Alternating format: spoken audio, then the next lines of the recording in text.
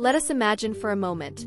A gentle breeze caresses your face, carrying with it laughter, songs, and a promise of freedom. Mondstadt, the city where every stone tells a story, is much more than just a town.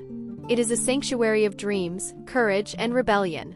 At the heart of this legend stands an enigmatic figure, Venti, the wandering bard, the master of winds, and a god who sings under the moon like a mere mortal.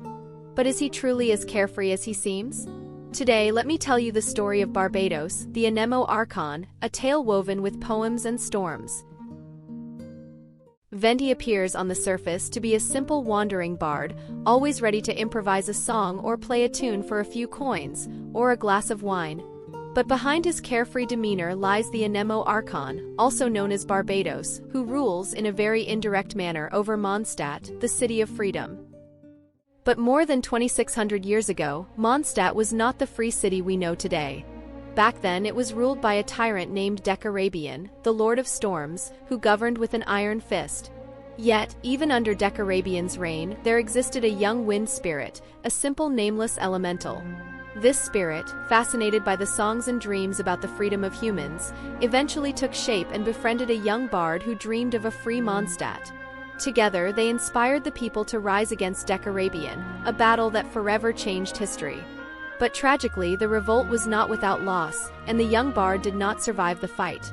At that moment, the wind spirit, inspired by his friend's sacrifice, decided to take a human form to honor his memory.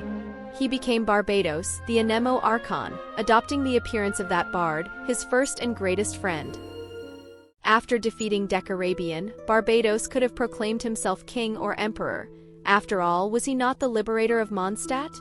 But no, to him true freedom lies in the absence of control. He became Venti, a simple bard, a wanderer. He preferred singing for ordinary people, stealing a bottle of wine from Diluc, or joking with Jean, rather than sitting on a throne. Some say he is lazy, others call him unpredictable, but isn't that what freedom is? Being the master of one's own wind, and being unbounded by chains or crowns.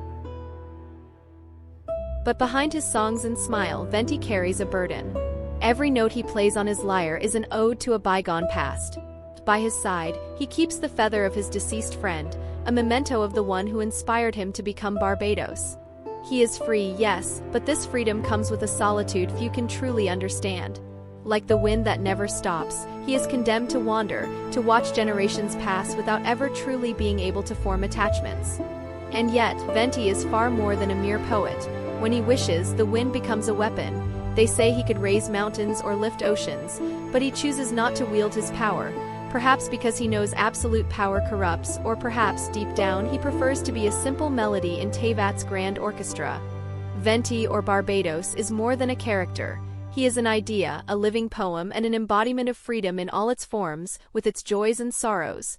So the next time you see him in Mondstadt, remember that behind this carefree bard lies a god, a friend, and an eternal wind. If you enjoyed this story, don't forget to like, share, and subscribe to discover more secrets of Teyvat. And remember, where the wind blows, freedom is never far away.